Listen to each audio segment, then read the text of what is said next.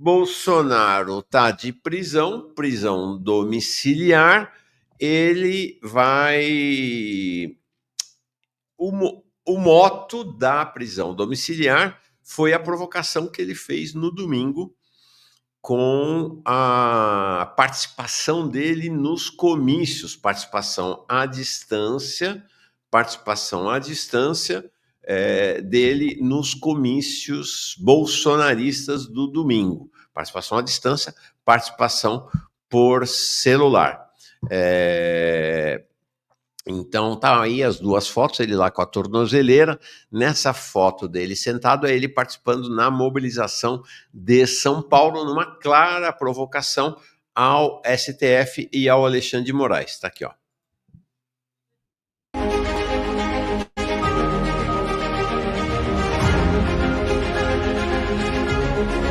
Essa coisa bem...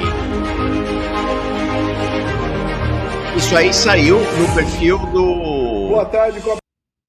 Isso aí saiu no perfil do Flávio Bolsonaro, que depois apagou, porque é evidente, né? Sabiam, os advogados falaram, apague isso aí, pelo amor de Deus. Não adiantou. Tamo juntos. Olha lá, ó, o pessoal gritando, mito, mito, mito. Ou seja, ele estava participando do comício, né? Boa tarde, meu Brasil. Obrigado a todos. Então, do lado de lá, é o Flávio Bolsonaro segurando o Bolsonaro. Nosso Brasil. Sempre estaremos juntos. Tá aí. E lá em Belo Horizonte, o Nicolas fez algo semelhante. Nós somos uma democracia, mas eu acredito que ele possa ver Belo Horizonte caiu Bolsonaro.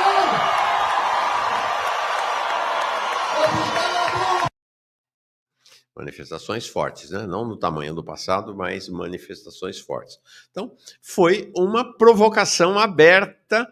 Eles sabiam que isso poderia levar e que provavelmente levaria Bolsonaro a um agravamento da sua condição, e a prisão domiciliar não deu outra, foi o que aconteceu. O STF voltou ao trabalho na sexta-feira, depois do recesso, e já na segunda meteu bronca.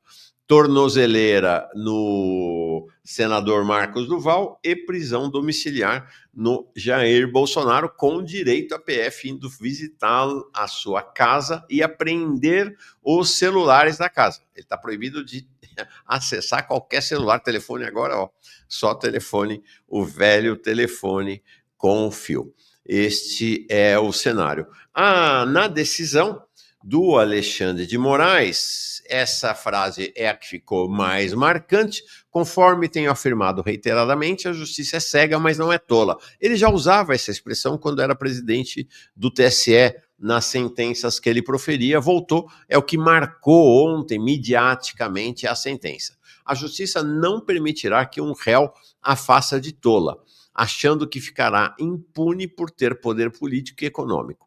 A justiça é igual para todos. Réu que descumpre deliberadamente as medidas cautelares pela segunda vez deve sofrer as consequências legais. E tanto Bolsonaro, quanto seus filhos, quanto os advogados sabiam que ele estava, claro, descumprindo deliberadamente as medidas cautelares. No texto também, ele fala que as medidas que ele adotou agravando a condição do Bolsonaro, foram por conta da ação combinada dele com os filhos. Não há dúvidas de que houve o descumprimento da medida cautelar imposta a Jair Messias Bolsonaro, pois o réu produziu material para as redes sociais de seus 3 filhos e de todos os seus seguidores e apoiadores políticos, com claro conteúdo de incentivo e instigação a ataques ao Supremo Tribunal Federal e apoio ostensivo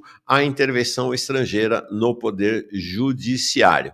E aí eles são alvo também da medida. Então, é o seguinte, agora, para visitar o Bolsonaro em casa, podem ir os advogados e aqueles familiares que moram lá, claro, estão morando lá.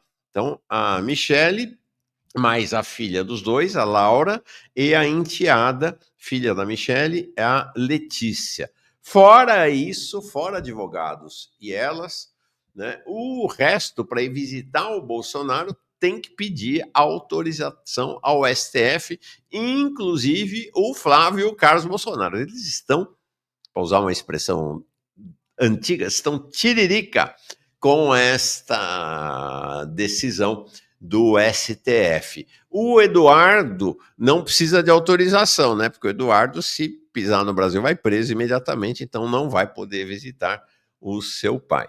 Então, essa foi a decisão ontem à noite. A Mônica Bergamo deu este furo de que o Bolsonaro, que o STF está revisitando a decisão anterior, que eu já tinha antecipado aqui também, de que ele iria para a prisão domiciliar, que ele dificilmente iria para uma prisão em regime fechado, né, ele ficaria em casa, assim como o Collor está ficando em casa, lá em Maceió, e que o STF estaria revisitando essa decisão em função de tudo que aconteceu para mantê-lo em regime fechado depois da pena. Acho que é precipitado para cravar que essa decisão já está tomada, né? Vamos esperar, apesar de a gente já estar em 5 de agosto, até o final do processo, em final de setembro, mas vai correr muita, mas muita água debaixo dessa ponte. O que há de fato é na sentença, no despacho de ontem com a sua decisão, o Alexandre de Moraes advertiu o Bolsonaro e seus advogados que, se descumprir de novo, vai para o xilindró, ou seja, vai para a prisão preventiva em regime fechado. Tá? Então, não é que ele vai depois de condenado, pode ir agora, se ele, mais uma vez, descumprir as decisões. Tá? Uma coisa importante é que, apesar de todo esse ambiente de tensionamento das últimas semanas, está mantido o cronograma para o julgamento do Bolsonaro em setembro, tá? Que era o cronograma que estava valendo lá atrás, ano passado. O cronograma era para o julgamento ser entre outubro e novembro. Aí o Alexandre de Moraes acelerou, antecipou para setembro. Mas sobre essa questão do cronograma, eu queria falar uma coisa, que é o Procurador-Geral da República, o Gonê. Olha só a inteligência política do sujeito, desse sujeito com notórias ligações com a extrema-direita católica, a Opus Dei, né? Um homem de negócios com o ministro do Supremo, Gilmar Mendes, um homem que foi contra as cotas, um homem que foi a favor da Lava Jato. Lula sabia de tudo isso quando nomeou. Tá? Pois bem, o Procurador-Geral da República, o que fez em 2023? Ele sentou em cima. Ele falou: não vou tomar nenhuma decisão em relação à denúncia em 2024, que eu não quero interferir nas eleições. Olha só, o que aconteceu? Trump tomou posse, e aí, em vez de interferir na eleição municipal, né, relevância zero para o cenário político macro, ele colocou no colo do Trump, e, portanto, dos Bolsonaro, a possibilidade do governo dos Estados Unidos intervir aqui. Realmente, de uma inteligência política, ou talvez ele tenha uma inteligência política que a gente não esteja se dando conta dela. Então, por conta dessa conversa, que não tinha pé nem cabeça, né? Não vou tocar o processo para não interferir na eleição municipal do país. É claro que interferiu, porque... né, tomando decisão ou não, tinha interferência no pleito municipal brasileiro, tá? E aí ele jogou no colo do Trump a oportunidade dele entrar com os 4 pés no peito do Brasil, né, já na condição de presidente dos Estados Unidos. Chocante, né? Chocante. Então essa é uma questão importante que a história vai cobrar desse Gonê, que a história vai cobrar desse Gonê. O Caos diz assim, isso é proposital, Mauro, Não há inocente de toga. É isso aí. Por falar nisso, a Caos mandou um superchat aqui dizendo o seguinte: bom dia, Mauro. Progressistas, ANCAPs, direitistas são bem-vindos se quiserem ouvir e conhecer o canal. Na disputa política, conversamos com todos, é verdade. Os consensos não facilitam o aprofundamento, nunca. O consenso é o caminho do pensamento raso, né? Do pensamento fundamentalista, do pensamento principista. Legal, é isso aí. A Margarete Gonzato manda uma mensagem aqui, o simpático Pedro Vasquez bem-humorado. Bom dia, o Tamir Felipe vem quando? Professor Jusemar Moraes. Bom dia, Mauro e camaradas. Dada a reação dos bolsofascistas, mostra-se muitíssimo acertada a estratégia do ministro Moraes em decretar prisão a conta-gotas. Tudo preparado para a mobilização maior quando vier a prisão definitiva. De fato, ontem à noite em Brasília houve mobilização dos bolsonaristas, eles foram lá para a porta do condomínio de luxo onde mora o Bolsonaro, fizeram algazarra, buzinaço, tal, e depois saíram com os carros. O governo do Distrito Federal, por ordem do STF, bloqueou ontem, não é que bloqueou a Praça dos Três Poderes, bloqueou completamente a esplanada dos ministérios para evitar que essa carreata adentrasse pela esplanada e tentasse algum tipo de novo acampamento. Vamos ver como é que vai ser a mobilização bolsonarista a partir de hoje, no próximo fim de semana, e o que está dizendo aqui o professor Jusemar, como será se Alexandre de Moraes decretar eventualmente uma prisão em regime fechado e depois, lá no final, quando for a condenação dele. Ministério Imaginário. Não existe soberania com teto de gasto. É isso aí, não tem. Não existe soberania se curvando para as big techs. O governo Lula é direita entreguista. O Ricardo Tadeu diz assim: ninguém breca esse cara, Mauro. Como faz? Qual cara? Qual cara? Qual cara? O Trump? Força. Fábio Machado, o governo federal, olha aqui, inseriu a Codeba, Companhia das Docas do Estado da Bahia, vinculada ao governo federal no plano de privatização. Não, este é o governo das maiores privatizações da história do país, usando o formato de concessões e PPPs. Já passou a história como o maior. O próximo pode ainda. Quer dizer, daqui a pouco já não sobra estado nenhum, né? Mas é isso. É impressionante. O LPRS chega como novo membro. Edson Silvério, terras raras aos Estados Unidos tem transferência de tecnologia? Não, é só mandar para eles. É mais uma vez o fazendão. Você está mandando as tais terras raras, você está mandando os minerais críticos, fornecendo o fazendão. O Fazendão Brasil cada vez mais, cada vez mais. Bom, gente querida, é o seguinte, vamos continuar falando deste assunto e depois de outros assuntos também. Hoje recomeça o Congresso Nacional depois do recesso branco. Chama-se recesso branco porque não é um recesso previsto nem na lei, nem no regimento do Congresso. É um recesso feito de comum acordo ali entre as mesas, Câmara, Senado, etc.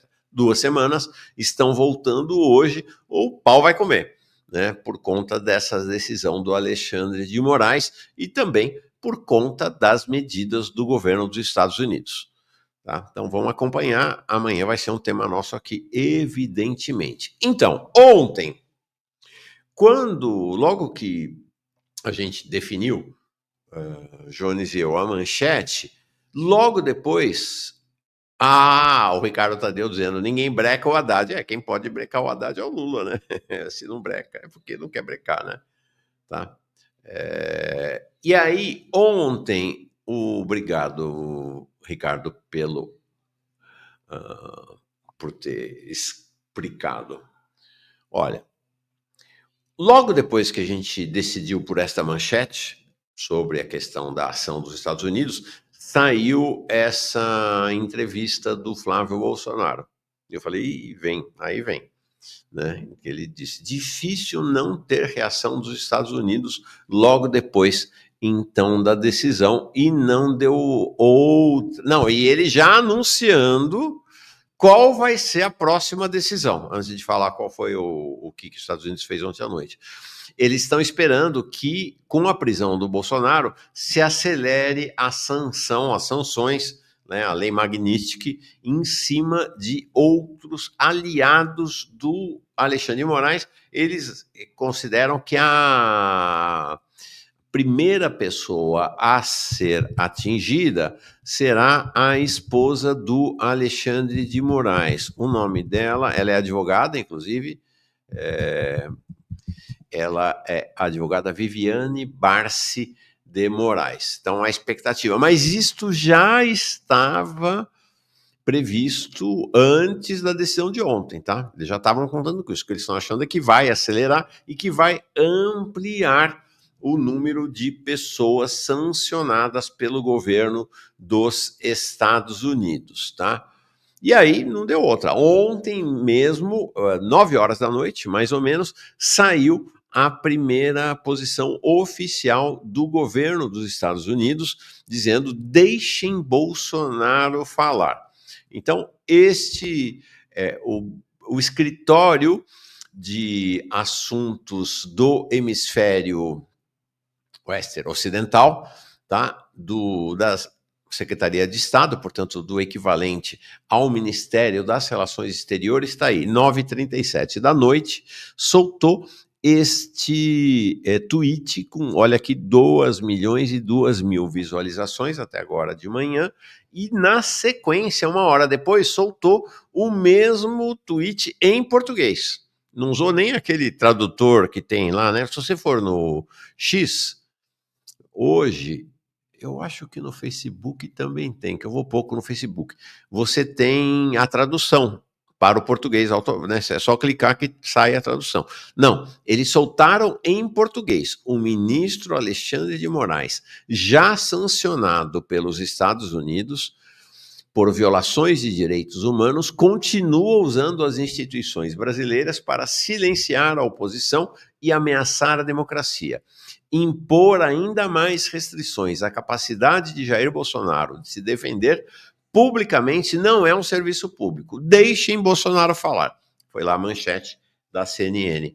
Correta, esse é o elemento mais forte. O segundo elemento está no final aqui. Os Estados Unidos condenam a ordem de Moraes, que impôs prisão domiciliar a Bolsonaro, e responsabilizarão, essa aqui é outra questão, porque lá em cima deixe Bolsonaro falar é retórica. Aqui não, eles estão sinalizando outra ação, né? Os Estados Unidos condenam a ordem de Moraes, que impôs prisão domiciliar a Bolsonaro, e responsabilizarão todos aqueles que colaborarem ou facilitarem condutas sancionadas. Então, sinalizando que vem mais chumbo pela frente. Este sujeito que está aí, que é um conselheiro do Trump, é estrategista de comunicação e conselheiro do Trump, o Jason Miller, soltou uma série de posts no domingo das manifestações bolsonaristas,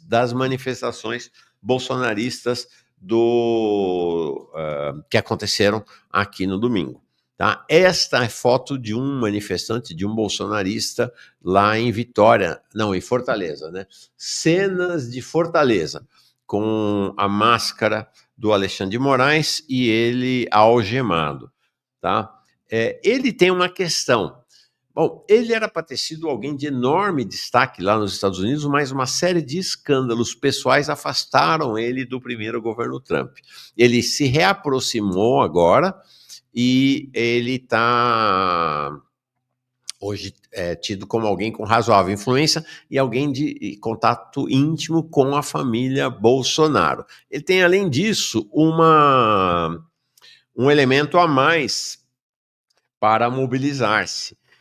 Em 2021, 2021, portanto, ainda governo Bolsonaro, lá nos Estados Unidos, o governo Biden, ele foi detido aqui no Brasil.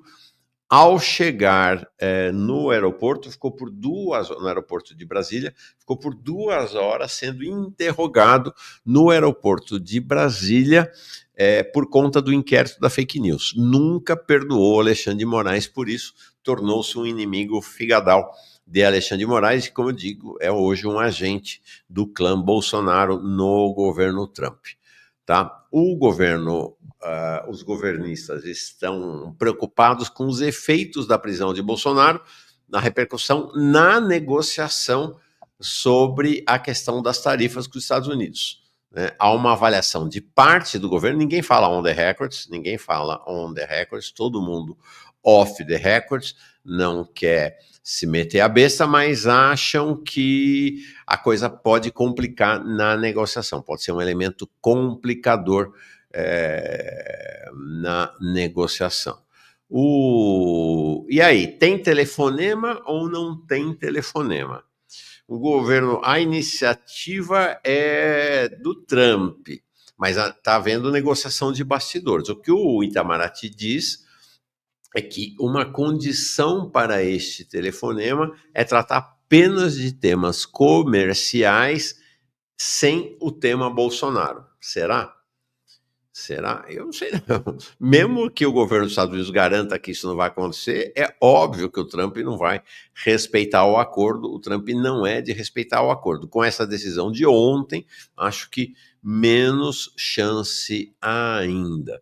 Então, o camarada Leonardo Lopes, governo calado sobre o que falou o presidente do Bradesco, que foi a nossa manchete ontem, né? Porque o presidente do Bradesco dizendo que lei se cumpre, falando da lei Magnitsky, colocando a lei Magnitsky acima da Constituição brasileira e insinuando que o Bradesco vai cumprir a lei Magnitsky, vai sancionar, vai bloquear as contas que eventualmente, não sei se ele tem, em investimentos que o Alexandre de Moraes tenha no Bradesco.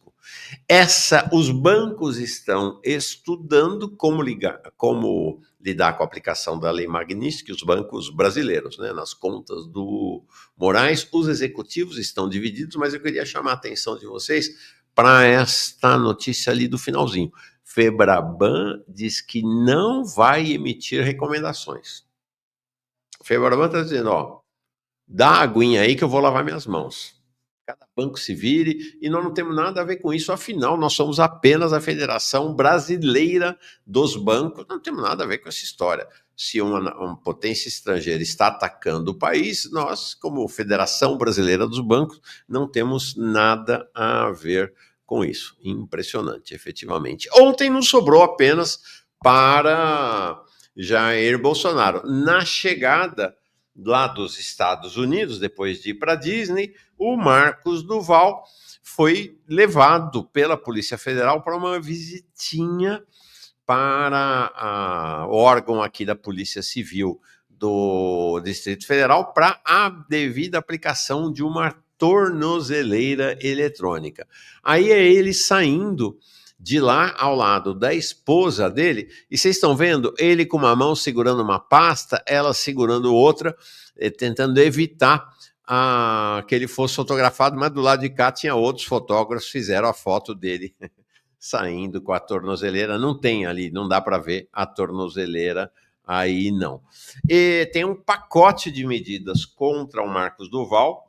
Ele está com corte de salário, está com as contas bancárias e aplicações bloqueadas e até as verbas do gabinete dele bloqueadas, segundo a decisão do Alexandre de Moraes, porque esse dinheiro todo pode ser usado para ele atacar o judiciário brasileiro a serviço de uma potência estrangeira. Mas o mandato dele está incólume. O Alexandre de Moraes não quis ousar avançar com a cassação ou suspensão do mandato dele. Então ele pode ir lá no Senado, pode votar, né, só vai precisar cuidar de ter umas vaquinhas aí para pegar o Uber para ir para o Senado. Não precisa não, ele tem o carro do Senado, né? Ele está obrigado, assim como o Bolsonaro estava antes da prisão domiciliar, de sair de casa de noite e no fim de semana. Ele já estava proibido, foi reafirmada a proibição dele atuar nas redes sociais e foi cassado o passaporte diplomático dele. A extrema-direita lá no Congresso Nacional está ameaçando com todo tipo de sanções hoje, diz que vão fazer um escândalo enorme lá no Senado hoje, estão exigindo que o Alcolumbre vá para cima, vamos ver. Essa é mais um elemento de tensionamento hoje. Mas defender deixa eu usar uma palavra leve para o Marcos Duval, defender esse vagabundo realmente tem que ter cara de pau, né? Tem que ter cara de pau, mas eles têm.